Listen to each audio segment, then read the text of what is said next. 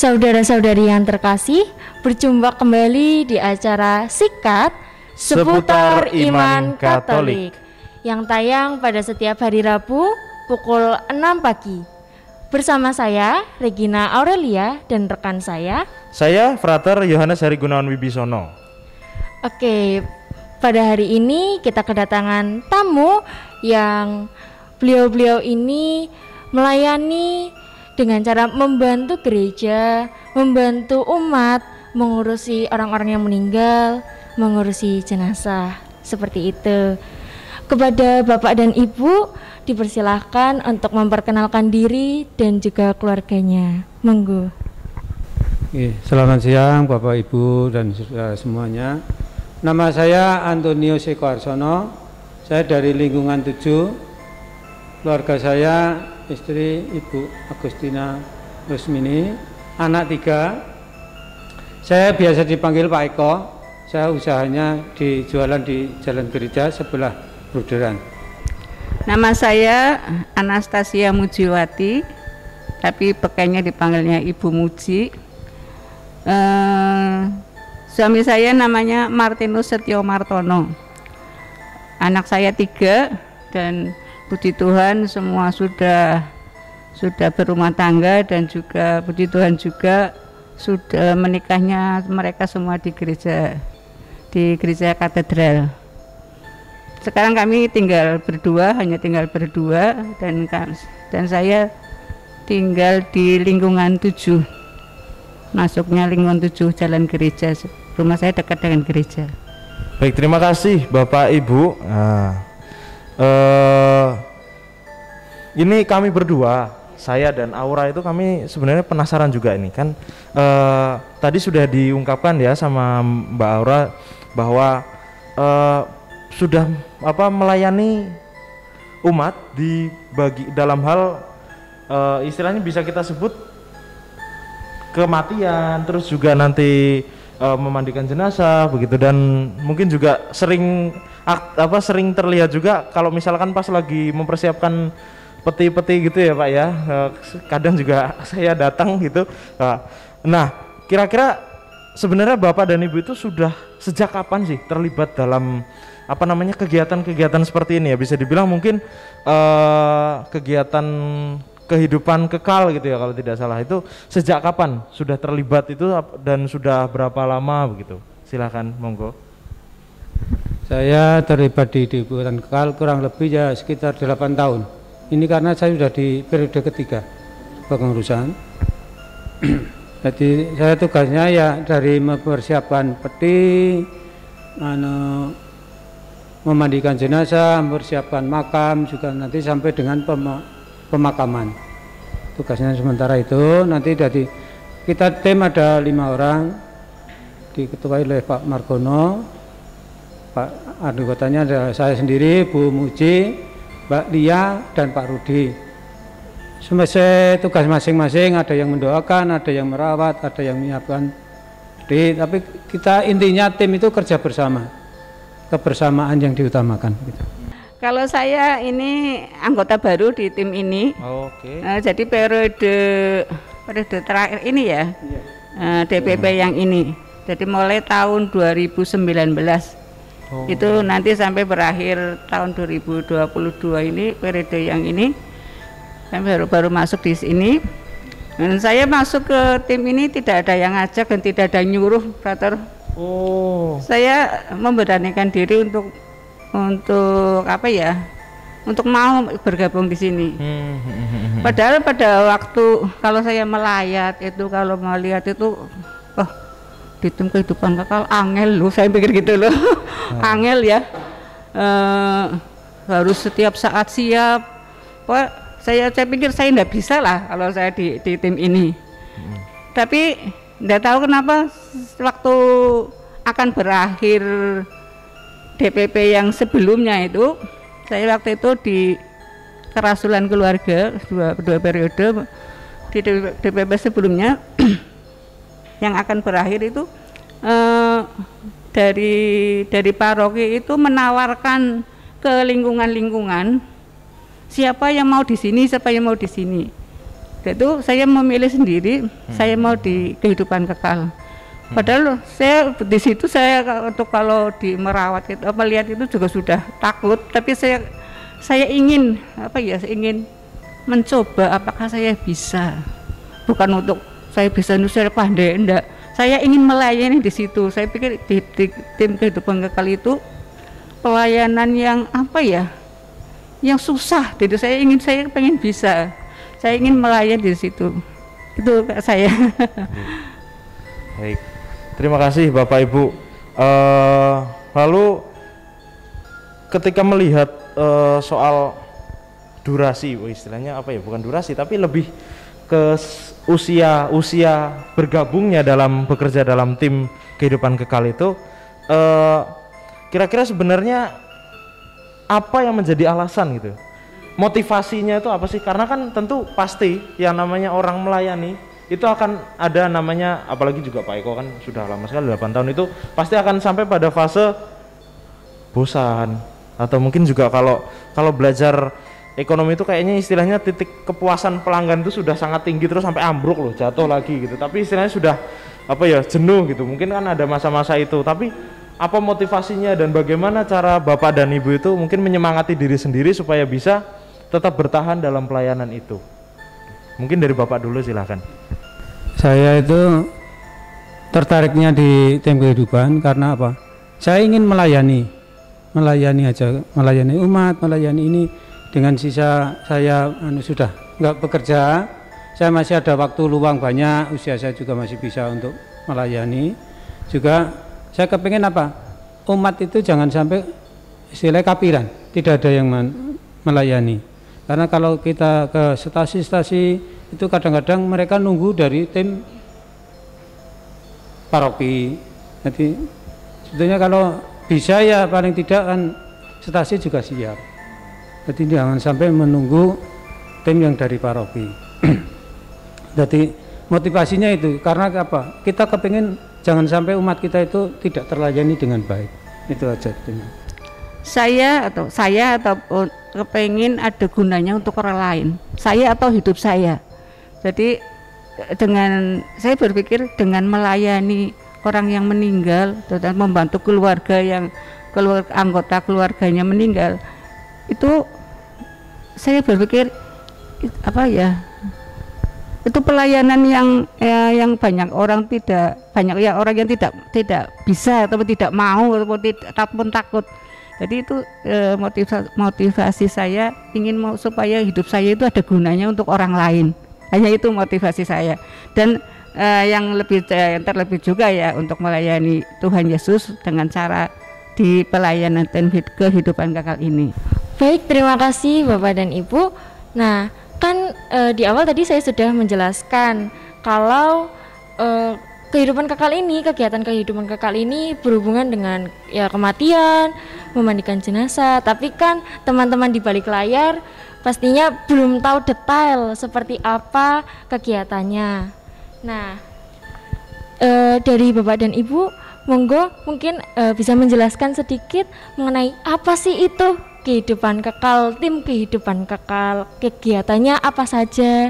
Tim kehidupan kekal itu kita melayani umat, tapi umat juga ini ada di kewajiban anggota. Anggota ini seluruh umat Katolik yang ada di Katedral Kristus Raja. Setiap bulan anggota itu punya kewajiban iuran Rp5.000. Kemudian dibayarkan bisa di awal tahun atau di akhir tahun. Tapi lebih baiknya setiap bulan atau lebih baik di awal tahun biasa dibayar lunas. Kemudian membayar biaya pemakaman. Itu besarnya 500.000 sekarang.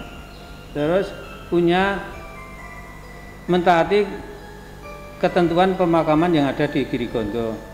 Umat di luar DPP, di luar paroki Kristus saja bisa dimakamkan di Girigondo dengan seizin Romo paroki, mengganti biaya tanah pengganti kubur itu senilai 2 juta.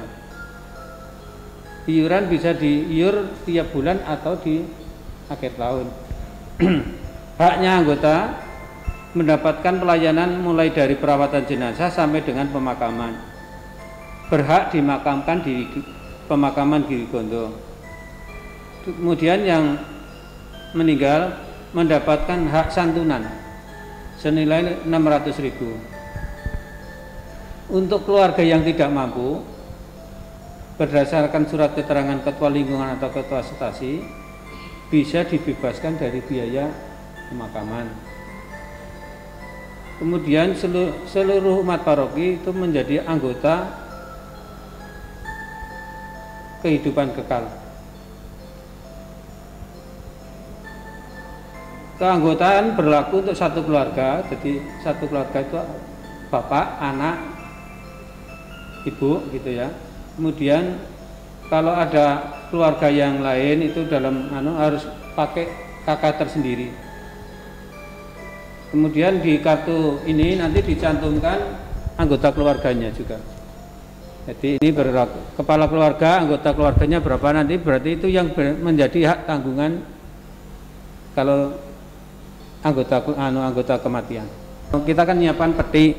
Peti itu ada yang ekonomi, ada yang peti eksklusif. Jadi nanti yang meninggal bisa memilih sendiri.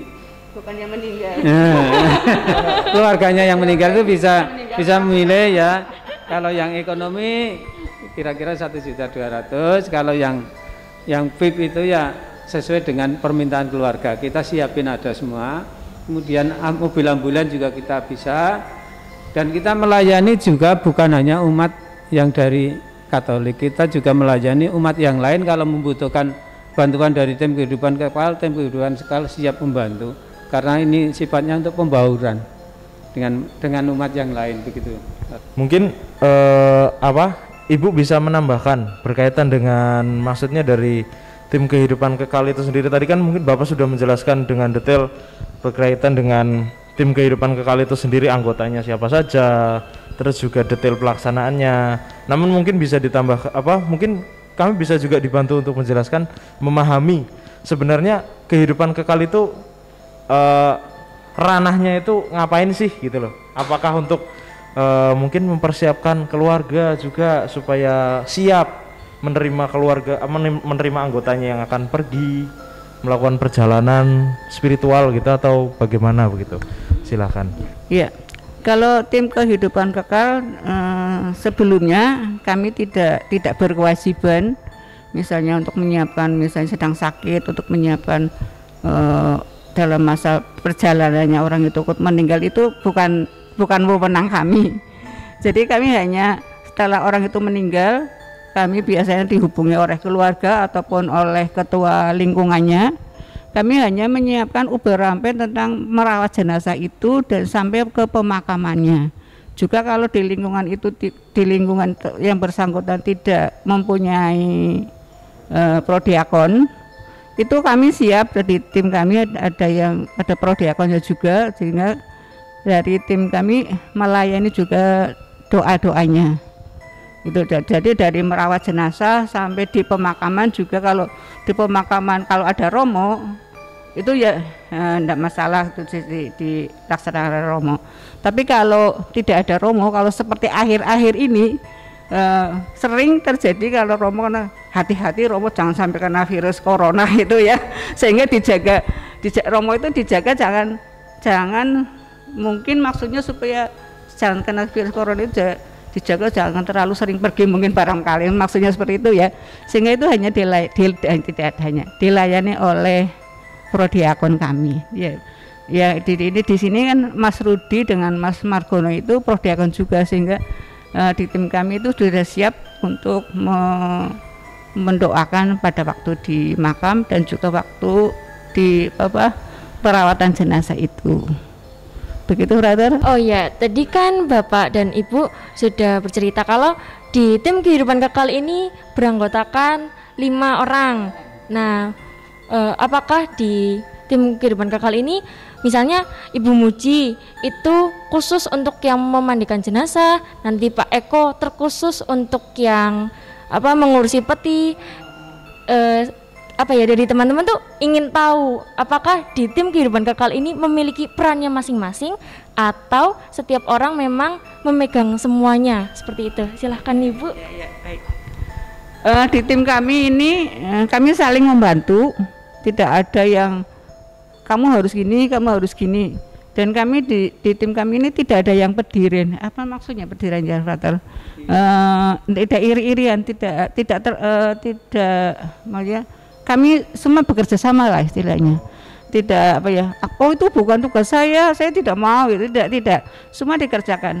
Misalnya peti sudah ada yang nangani Mas Eko. Saya apa ya yang saya bisa kerjakan? Biasanya yang dipentingkan itu biasanya langsung perawatan jenazah.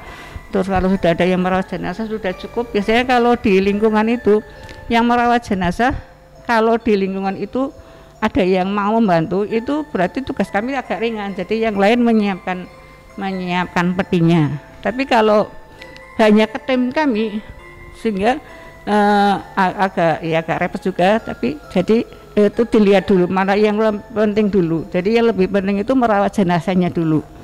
Setelah itu baru kami merawat petinya. Jadi itu tidak ada tugas masing-masing. Semua bisa mengerjakan apa. Jadi saling membantu, Mbak. Mana yang lebih dulu dikerjakan, mana yang lebih dulu harus dikerjakan, itu yang dikerjakan. Jadi istilahnya itu kalau saya mengatakan secara cara Banyumasannya itu tidak pediren tuh, Frater. Barangkali bisa dimengerti apa Anda tahu tuh istilah itu. Tidak iri-irian lah maksudnya mungkin ya, saling membantu pastinya itu ya, karena kita itu timnya itu 5 orang. Kalau pas lagi perawatan mau merawat jenazah yang mendoakan ya mungkin bisa Pak Margono, Pak Rudi, karena mereka berdua itu prodiakon. Tapi kalau lingkungan ada yang prodiakonnya siap ya kita utamakan dari lingkungan dulu. Tim itu istilahnya hanya serp. Kalau mereka lingkungan nggak ada, kita tim siap membantu. Kemudian untuk perawatan jenazah sama, diutamakan dari keluarga dulu. Keluarga karena apa? Itu bakti terakhir dari keluarga untuk merawat jenazah. Itu adiknya atau orang tuanya. Tapi kalau keluarga dan tim lingkungan nggak ada, ya tim dari kehidupan kekal akan membackup semuanya. Kemudian ada yang mengerjakan, ada yang merawat jenazah, kemudian ada yang mengerjakan menyiapkan peti. Pokoknya kita kerja tim bareng-bareng. Jadi ini rawatan jenazah selesai, petinya sudah siap, kemudian untuk persiapan selanjutnya makam, nah itu sudah semua sudah disiapkan. Jadi kita istilahnya tim kerja semua, tidak ada yang ini peran ini enggak. Kita saling mengisi. Yang bisa merawat jenazah kita rawat dulu, yang lain menyiapkan apa monggo. Karena semua tim bisa begitu, Pak. Lalu tadi kan juga diungkapkan ada pengalaman untuk memandikan jenazah gitu ya. Ketika mungkin bisa di-sharingkan ya, bagaimana pengalaman pertama kali ketika entah itu memandikan jenazah, mempersiapkan jenazah begitu kan. Terlebih kalau misalkan dilalah atau kebetulan yang meninggal anggota keluarganya itu sudah memasrahkan seutuhnya gitu kepada tim kehidupan kekal, berarti kan istilahnya harus mempersiapkan. Nah, pengalaman pertama itu apa yang dirasakan begitu? Monggo, Bapak atau Ibu dulu, silakan. Saya yang anggota baru ini. Pada waktu saya baru pertama ikut memandikan jenazah. Pertamanya memang hanya saya banyak ikut-ikutan dulu, mana yang ringan-ringan dulu. Kemudian pada suatu saat saya itu dari awal sampai akhir itu memandikan jenazah itu mengikuti dan juga ikut memandikannya. Yang saya alami apa? Saya seharian tidak bisa makan, Frater. karena ya apa ya? Kalau jenazah itu kan ya baunya yang baru ini saya rasakan baunya seperti itu dan tidak bisa makan semalam itu terbayang-bayang orang itu istilahnya ketonan itu ya. Itu pengalaman pertama saya. Waduh, saya baunya, saya sudah ganti baju semua, sudah mandi, kok rasanya masih bau aja. Saya bau-bauan itu pengalaman saya sampai sekarang. Saya ingat, kalau saya ingat tuh baunya juga masih ingat, Frater. Karena seperti trauma itu. Kemudian itu sudah sekali lagi, itu pengalaman pertama juga. Itu malam-malam sama malam-malam dijemput untuk ada perawatan itu di desa. Karena di desa itu tanahnya luas, sehingga memandikannya itu sepertinya di kebun itu, tapi memang ada tempatnya itu. Di sana Mbak Lia mengatakan, sudah Bu, dibuka dulu. Saya tidak kenal orang itu, saya bayangan itu orangnya seperti apa ya. Jangan-jangan nanti saya buka kainnya itu akan, saya pikirannya jelek sekali. Jangan-jangan saya nanti orang itu menyeringai. bayangan saya itu loh. Saya buka kainnya, jangan-jangan orang itu menyeringai. Saya takutnya apa? Saya takutnya karena sudah ikut tim kehidupan kekal ini, masa saya akan menjerit itu. Saya takutnya kalau saya sampai menjerit itu, saya takutkan. Ternyata saya berdoa dalam nama Yesus, semoga saya tidak menjerit. Memang ya setelah saya buka itu memang kalau dilihat secara saya yang takut itu memang menakutkan. Tapi saya kan harus profesional ya, Frater, sudah ikut tim paroki, masa untuk membuka kain penutup jenazah saja tidak berani, sehingga saya berusaha untuk profesional, saya bisa langsung merawat jenazah itu. Itu pengalaman saya. Saya hanya nambah sedikit karena saya sebelum digabung di tim kehidupan, saya juga sudah biasa kalau di keluarga ada yang meninggal, kita juga ikut menangani, merawat. Walaupun itu dulu saya menangani yang secara Muslim, tapi yang secara Kristen juga banyak, dan dari keluarga saya juga dari yang Kristen banyak. Jadi begitu saya gabung di sini, saya sudah nggak kaget, sudah biasa karena sudah sering nangani dari keluarga dulu, begitu Pak. Nah, tadi kan dari Pak Eko juga sudah cerita, katanya sudah pernah membantu yang Muslim, yang Kristen. Nah, sebenarnya tim kehidupan kekal ini melayani siapa sih Pak, Bu?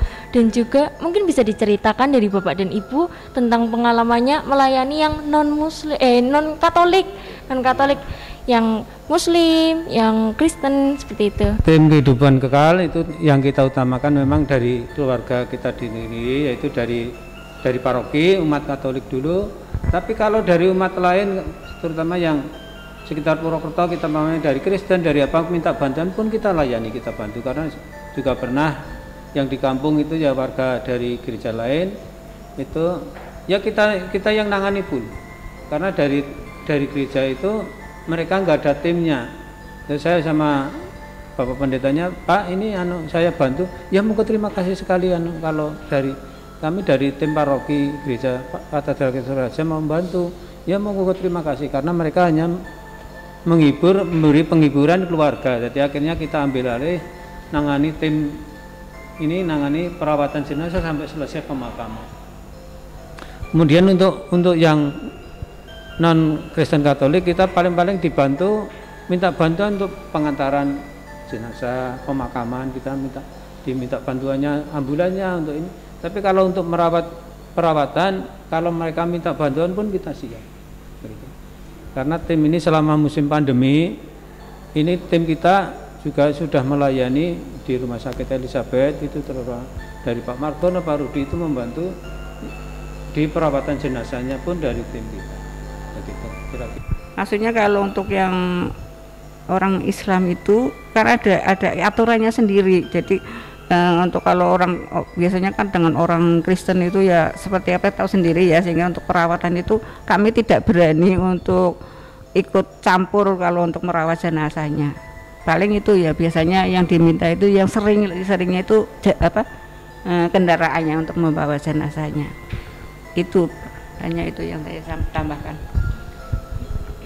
Baik, tadi Bapak itu kan sempat menceritakan juga pelayanan selama pandemi itu kan begitu, mungkin bisa dibilang dalam tanda kutip ya, morat-marit lah ya, banyak sekali gitu ya. Nah, sebenarnya ini juga mungkin juga bisa menginspirasi juga, apa sih suka dukanya selama melayani dalam tim kehidupan kekal, juga pelayanan selama pandemi gitu. Jadi kalau suka dukanya itu sejak dari mungkin sebelum pandemi sampai pandemi, dan juga terkhusus di masa pandemi itu, apakah ada pengalaman-pengalaman yang menarik selama melayani dalam tim kehidupan kekal?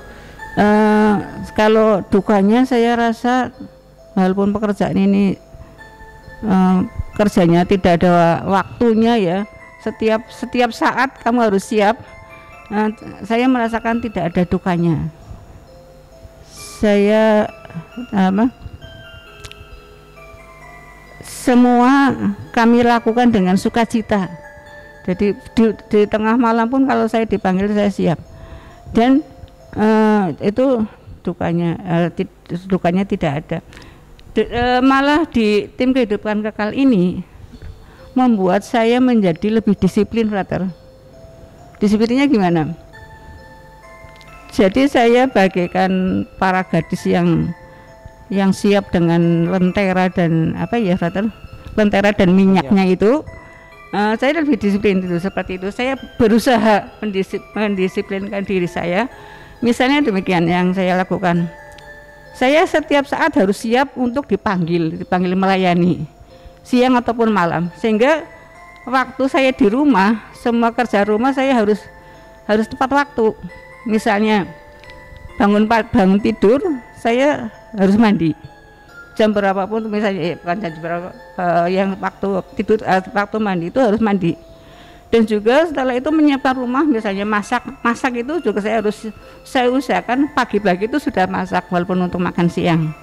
Karena apa? Supaya nanti kalau waktu-waktu ada panggilan, rumah sudah siap, saya sudah mandi, paling tinggal ganti baju. Tidak hanya mandi pagi, mandi sore juga seperti itu. Jadi itu mendisiplinkan saya.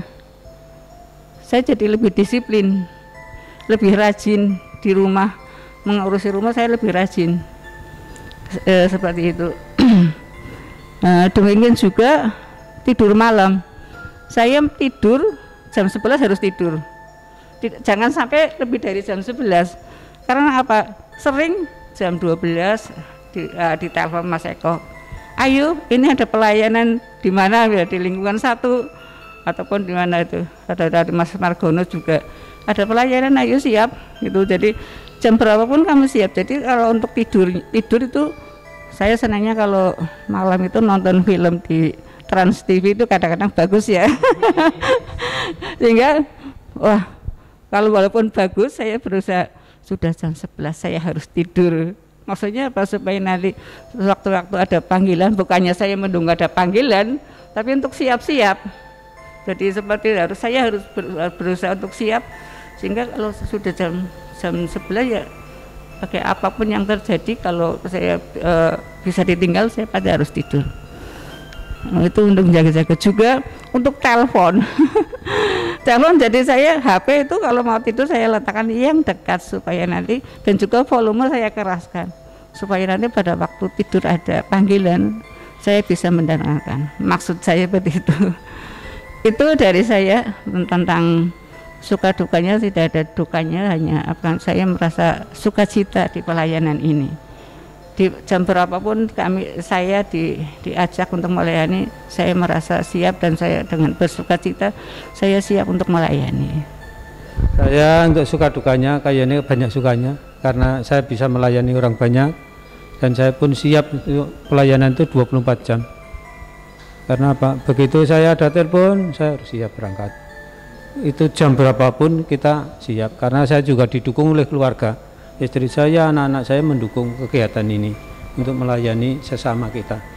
Kemudian untuk atau siang mungkin gini, siang ada telepon, saya sudah buka warung, saya telepon ke rumah, ibu ngomong putu, nah terpaksa warung saya tutup dulu.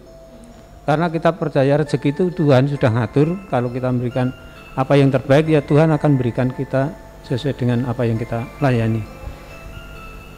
Kemudian dukanya banyak, dukanya kayaknya nggak ada, karena kita layani itu dengan penuh sukacita, kita bawa ke dalam doa-doa kita bisa melayani dengan baik. Kemudian di masa pandemi ini kerja yang sangat luar biasa, kerja keras sekali, karena saya bersama tim itu ada Pak Margono, ada Pak Rudi, ada Bu ini, semua kerja semua. Kita yang laki ini kerja di lapangan, yang ibu-ibu itu menyiapkan petinya. Jadi karena peti untuk yang COVID itu harus dilapis plastik luar dalam.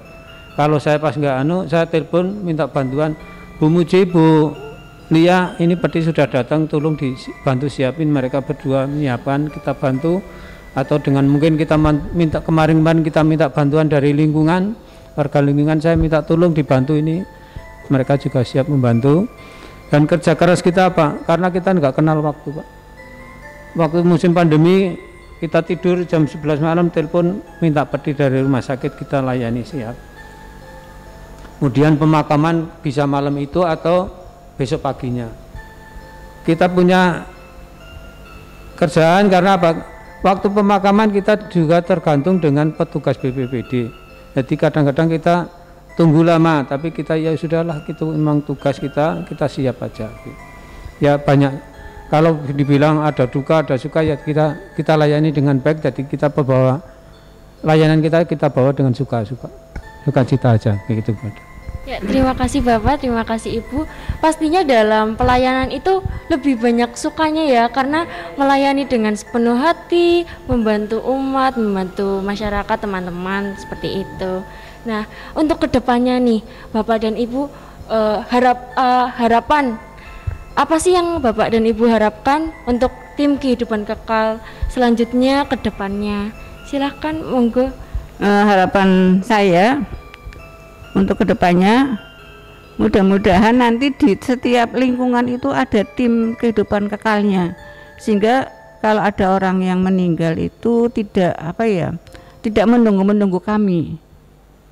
Ya kalau pas hanya satu, kalau ada dua, pernah juga terjadi ada dua, sehingga kasihan yang menunggu. Jadi kalau ada setiap lingkungan ada timnya, pasti akan lebih cepat ditangani. Kami siap membantu, bukannya kami tetap siap membantu, tapi maksudnya ya, siap membantu setelah kalau ada tim kehidupan kekal di lingkungan itu, sehingga tidak terlalu lama menunggu kami. Kalau pas kami ada dua, itu kan kasihan, sehingga semua bisa cepat terjadi, cepat ditangani. Ini maksud saya. Harapan kami ke depannya yaitu tadi seperti yang disampaikan Bu Muji, mudah-mudahan yang muda-muda ini siap untuk menggantikan kami yang sudah tua-tua. Oh, iya. Nah gitu loh. Walaupun tuanya, ya kita sih tenaga masih siap sampai kapanpun kalau dibutuhkan oleh paroki, kami masih diberi kepercayaan, saya juga siap. Tapi mudah-mudahan yang muda-muda ini juga tergugah untuk siap-siap menggantikan yang kita sudah terlalu lama di tim kehidupan, biar ada penyegaran baru. Karena apa? Yang muda-muda lebih energik. Kita memberikan kesempatan kepada mereka biar mereka juga ikut membantu yang lain. Kemudian karena apa? Karena sering kayak waktu itu kita ada satu hari empat tempat, kita timnya dibagi. Nah, tapi kalau dari lingkungan, dari stasi itu sudah siap. Jadi mungkin kita hanya menyiapkan petinya, kita lari sana sini, masih waktunya nutut gitu, brother. Karena waktu itu kami melayani di stasi, kemudian di lingkungan ini ada susulan dari pagi sampai sore, itu selesai jam 10 malam itu 4 tempat. Kita pernah melayani sehari itu 4 lokasi. Ya kita memang puntang-panting timnya dibagi, saya dengan yang Pak Margono, atau mungkin Pak Margono dengan Bu Lia dengan ini ya. Pokoknya kita siap semua, jadi walaupun ada beberapa tempat bisa terlayani. Begitulah. Ya harapannya ada anggota yang lain sehingga timnya tambah, tidak hanya 5. Syukur ada anggota yang muda sehingga lebih kuat, terutama untuk ngangkat-ngangkat peti itu. Kami kalau malam-malam itu yang cewek ini juga angkat peti, operator. Tidak hanya membiarkan bapak-bapaknya itu yang angkat. Kami sehingga menjadi semakin kuat di tim ini, tangan saya semakin besar. Tidak hanya itu, pada waktu itu mobilnya pernah ngadat sehingga tengah malam ibu-ibunya juga ikut mendorong mobil itu supaya bisa jalan. Itu kami jadi siap melakukan apapun demi kelancaran pelayanan ini. Tidak harus, itu pekerjaannya bapak-bapak, itu pekerjaannya ibu-ibu, tidak, kami siap membantu seperti yang saya utarakan tadi. Baik, terima kasih Bapak Ibu, ini luar biasa sekali pengalaman yang telah dibagikan dalam pelayanan tim kehidupan kekal. Mbak Regina, kalau misalkan saya tanya, satu hal yang paling menarik dari perbincangan kita pada kesempatan ini itu apa? Kalau menurut saya lebih ke pelayanan ya, pelayanan dari Bapak dan Ibu ini di tim kehidupan kekal, karena banyak sekali orang yang nggak mau, apalagi berhubungan dengan jenazah, kematian. Pasti orang merasa jijik, takut, pasti merasa enggak dulu. Nah, inilah hebatnya Bapak dan Ibu, teman-teman yang ada di tim kehidupan kekal. Dan juga tadi kan harapannya dari Bu Muji dan Pak Eko, ada teman-teman yang muda yang harapannya bisa bergabung ya di tim kehidupan kekal. Nah, inilah saatnya bibit-bibit muda dari orang-orang muda untuk bergabung di tim kehidupan kekal. Pastinya bakal sangat membantu tim kehidupan kekal nantinya, karena pasti dengan banyak anggota itu pekerjaan lebih cepat selesai ya, Frater, Bapak Ibu. Ya, betul sekali. Itu. Ya. Oke, terima kasih kepada Bu Muji dan juga Pak Eko atas segala dinamika pada kesempatan kali ini. Terima kasih juga kepada rekan saya Mbak Regina yang sudah membantu saya bersama dengan bersama dengan Bapak dan Ibu ini untuk membantu kelancaran diskusi kita, bincang-bincang kita pada kesempatan ini. Dan demikian saudari-saudara yang terkasih, sikat seputar iman Katolik pada kesempatan ini. Selamat menikmati segala tayangan, segala diskusi, segala perbincangan kita dalam channel YouTube kami, channel YouTube kita bersama ya, Paroki Katedral Purwokerto, yang akan tayang setiap hari Rabu jam 6 pagi. Tentu jangan lupa untuk terus-menerus mengikuti perkembangan yang ada dalam channel YouTube kita, itu baik dari layanan rohani, perayaan Ekaristi online, tentunya juga ada kompletorium, dan nanti ada juga devosi Katolik gitu ya. Dan jangan lupa untuk terus subscribe ya, dan juga share segala video yang ada di dalamnya. Dan tetap salam sehat, jaga protokol kesehatan terus-menerus meskipun kita sudah di level 3 ya. Untuk Kabupaten Banyumas ini kan sudah level 3 gitu ya. Tapi jangan sampai kita lalai begitu ya. Nah, dan salam sehat untuk semuanya, sampai jumpa dan kita berjumpa lagi dalam kesempatan berikutnya.